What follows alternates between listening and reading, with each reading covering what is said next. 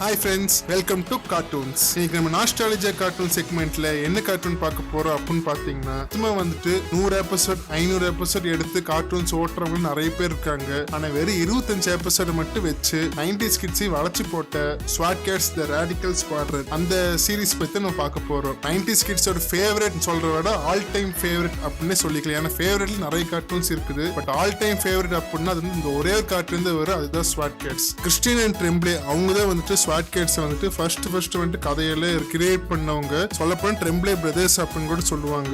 அவங்களுமே Hannah Barbara and turner entertainment இவங்கள சேர்ந்து ஸ்வாட் கேட்ஸ் வந்து டெலிகாஸ்ட் பண்ணது. 1993 தான் வந்துட்டு முதல் ஸ்வாட் கேட்ஸ் டெலிகாஸ்ட் ஆச்சு அமெரிக்கன் கார்ட்டூன் செக்மெண்ட்ல. அண்ட் 95 வரைக்கும் ஒளிபரப்பு பண்ணிருக்காங்க. 2 வருஷமா ஒளிபரப்பு பண்ணிருக்காங்க. நம்ம இந்தியா அப்படின்னு எடுத்துக்கிட்டீங்கன்னா 2000 அதுலதான் வந்துட்டு ஸ்வாட் கேட்ஸ் வந்துட்டு ஒளிபரப்பு பண்ண ஆரம்பிச்சாங்க கார்ட்டூன் நெட்வொர்க் சேனல்ல.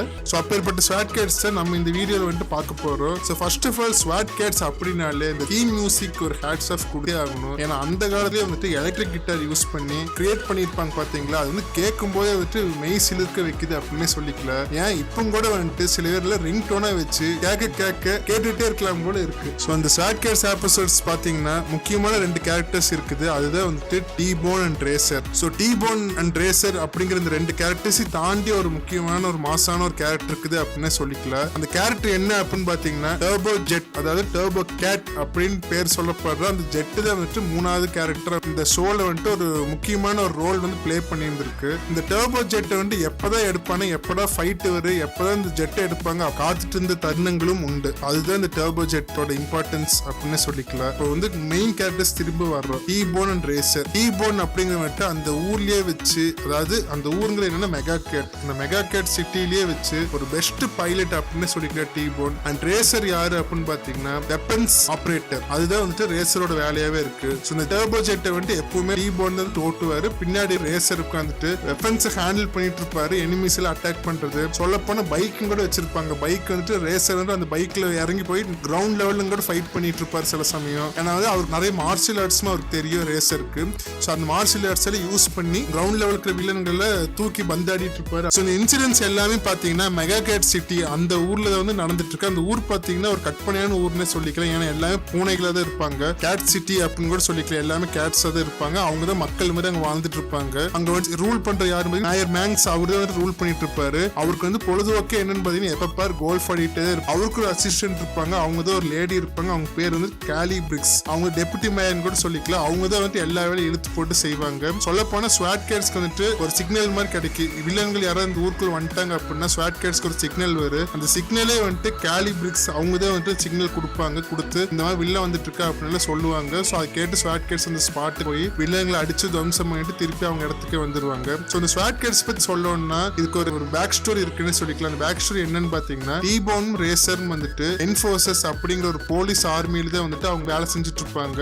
ஸோ அங்க போலீஸ் ஆர்மிக்கு ஒரு தலைவர் மாதிரி இருப்பாங்க. அவர் பேர் என்ன லெப்டினன்ட் ஃபெரல். அவரோட பேச்சை வந்து எல்லாரும் கேட்கணும், இல்லைன்னா அவருக்கு வந்து பிடிக்காது. அந்த சமயத்துல வந்து T-Bone ரேசர் என்னைக்குமே பாத்தீங்கன்னா நாங்க யாருக்குமே கட்டுப்பட மாட்டோம், எங்களுக்கு எந்த ரூல்ஸுமே கிடையாது, we create the rules and break the rules அப்படிங்கிற ஒரு ஸ்பாட்ல வந்துட்டு அவர் இருந்துட்டு இருக்கும்போது ஃபெரல் வந்து ஒரு ரூல்ஸ் சொல்ல கேட்காம போக அது வந்து சின்ன ஒரு மிஸ்கம்யூனிகேஷன் மாதிரி ஆகி அவங்க யூஸ் பண்ண ஜெட் வந்துட்டு ஹெட் குவார்டர்ஸே உடைச்சிரு. ஸோ அதனால ஃபெரல் ரொம்ப கடுப்பை அவங்க 2 சஸ்பெண்ட் பண்ணிட்டு நீங்க வந்து கடைசி வரைக்குமே இந்த ஹெட் குவார்டர்ஸ் பில்டிங் கட்ட காசு கொடுக்கணும் அப்படின்னு சொல்லிட்டு ஒரு ஸ்லம்பான ஒரு ஏரியாவில் போயிட்டு அவங்க வேலை செய்ய சொல்லுவாங்க. மிலிட்டரிக்கு தேவையான வெப்பன்ஸை சப்ளை பண்ணி அது மூலமா நீங்க காசு சம்பாதிச்சு எங்க ஹெட் குவார்டர்ஸ் கட்டி கொடுத்துருங்க அப்படின்னு சொல்லியிருப்பாங்க. ஸோ அதுக்காக ஒரு ஸ்லம்பான ஒரு ஏரியாவில் போய் அவங்க ஒர்க் பண்ணும்போது தான் வந்துட்டு அவங்களுக்கு கிடைக்கிற மிலிட்டரி எக்யூப்மெண்ட்ஸ் யூஸ் பண்ணி டர்போ ஜெட் வந்து கிரியேட் பண்ணியிருப்பாங்க. Not only turbo jet, turbo bike இந்த மாதிரி வண்டிகளை யூஸ் பண்ணி அவங்க வந்துட்டு அவங்களோட பயன்பாட்டுக்கு அவங்க வச்சிருப்பாங்க. சொல்ல போனா ஸ்வாட் கேட்ஸ் அப்படிங்கிற ஐடென்டிட்டி வந்து மக்களுக்கு பார்த்து முன்னாடிக்கிறது யாரு அப்படிங்கிறது யாருக்குமே தெரியாது. கிட்டத்தட்ட ஒரு சூப்பர் ஹீரோ கான்செப்ட்ல தான் வந்துட்டு அவங்க இயங்கிட்டு இருப்பாங்க அந்த ஊர்ல வந்துட்டு. ஸோ இந்த ஊர்ல அப்படின்னு வில்லன்கள் இருக்கு அப்படின்னு பாத்தீங்கன்னா ஃபர்ஸ்ட் வர்ற வில்லன் யாருன்னு பாத்தீங்கன்னா த பவர்ஃபுல் வில்லன் அப்படிங்கிற டார்க் கேட். இந்த டார்க் கேட்டுங்கிறவர் வந்துட்டு மெயின் ஒரு மாஸ்டர் மைண்ட் அப்படின்னு சொல்லிட்டு அந்த ஊரை அழிக்கிறதுக்காக அவர் வந்துட்டு இருப்பாங்க. அவரு கீழேன்னு பாத்தீங்கன்னா நிறைய ஆர்மிஸ் எல்லாம் இருப்பாங்க. சில சொல்ல போனா பிங்க் கலர்ல ஒரு பேட் எல்லாம் இருக்கு. அதுதான் ஹென்ச்மேன் அப்படின்னு சொல்லப்படுற ஒரு அனிமல்ஸ் எல்லாம் இருக்குது. அதே மாதிரி பாத்தீங்கன்னா பாஸ்ட் மாஸ்டர் அப்படின்னு சொல்லுவாங்க. அவர் வந்து என்னன்னா 800 வருஷத்துக்கு முன்னாடியே வந்துட்டு ஒரு மியூசியத்தில் இறந்து கிடப்பாரு. அந்த இறந்து போன உயிருக்கு வந்துட்டு திடீர்னு உயிர் வந்து பாஸ்ட்ல இருந்து கொண்டு வர்ற டைனோசர்ஸ் அதெல்லாம் கொண்டு வந்து அந்த ஊரை அழிக்க பார்ப்பாரு. ஏன்னா அவருக்கு தேவை அந்த புக்கெல்லாம் தேவைப்படும் அப்படிங்கிறத அவர் பண்ணுவாரு. அதே மாதிரி அடுத்தபடி டாக்டர் வைப்பர் சயின்டிஸ்ட். அவர் வந்து ஒரு மேட் சயின்டிஸ்ட் அப்படின்னு சொல்லிக்கல. ஒரு பூனையும் ஒரு பாம்பும் சேர்ந்து உடம்பு தான் அது. அந்த ஒரு உடம்பு வந்து பச்சை கலர் இருக்கு, அதுதான் டாக்டர் வைப்பர். ஸோ இந்த மாதிரி இந்த 3 கேரக்டர்ஸ் மட்டும் இல்லாம ஒரு காமெடி கேரக்டரும் இருக்குது. அது பேர் என்ன அப்படின்னு பாத்தீங்கன்னா மேக் அண்ட் மோலி மேங்கே அப்படின்னு சொல்லிக்க. அதாவது ட்வின்ஸ், ரோபாட்டிக்கல் ட்வின்ஸ் அப்படின்னு சொல்லுவாங்க. இது வந்து ஒரு தீவ்ஸ் அப்படின்னு சொல்லுவாங்க, பெட்டி தீவ்ஸ்ன்னு சொல்லுவாங்க. அந்த மாதிரி தீவ்ஸ் தான். ஆனா இது பண்ற அட்டூழியம் வந்து வேற லெவல் அட்டூழியங்களா இருக்கு. கடைசியில வந்து இந்த எல்லா வில்லன்களும் தூக்கி சாப்பிடுற மாதிரி அந்த 2 இயங்குங்க. இந்த வில்லன்ஸ் தவிர வேற சில வில்லன்ஸ் இருந்தாங்க, லைக் வோல்கனோஸ், அப்புறம் பக்ஸ், இந்த மாதிரி வில்லன்ஸ் இருந்தாங்க. பட் இதெல்லாம் வந்துட்டு ஒரு எபிசோட்காக வந்த வில்லன்ஸ் தான் இவங்கள. நான் சொல்ற இந்த 3 வில்லன்ஸ் தான் மெயினா இருப்பாங்க. சோ இந்த வில்லன்ஸ் எல்லாம் வந்துட்டு ஸ்வாட் கேட்ஸ் வந்துட்டு அடிச்சு துவம்சம் பண்ணிட்டு திரும்பி பார்க்கும்போது அங்கதான் லெப்டினன்ட் ஃபெரல் வந்துட்டு ரொம்ப ஒரு காண்டோட நின்று இருப்பாரு. என்னடா நம்ம செய்யற வேலை இவங்க செஞ்சு நல்ல பேர் எடுத்துட்டு போயிட்டு இருக்கானுங்களே அப்படின்னு இருப்பாங்க. ஏன்னா உங்களுக்கே தெரியும், வழக்கமா போலீஸ்காரங்க எப்பவுமே முடிஞ்சதுக்கு அப்புறம் தான் வந்து தலை காட்டுவாங்க. ஸோ அந்த மாதிரி அந்த எபிசோட்லயும் வருது. சில எபிசோட்ல அவங்க வந்தாலுமே அடி வாங்கிட்டு போற மாதிரி தான் இருக்கு. ஸோ ஸ்வாட் கேட்ஸ் அவங்களையும் காப்பாத்திட்டு வில்லங்களையும் அடிச்சு துவம்சம் பண்ணி பெரல்னு சொல்லுவாரு.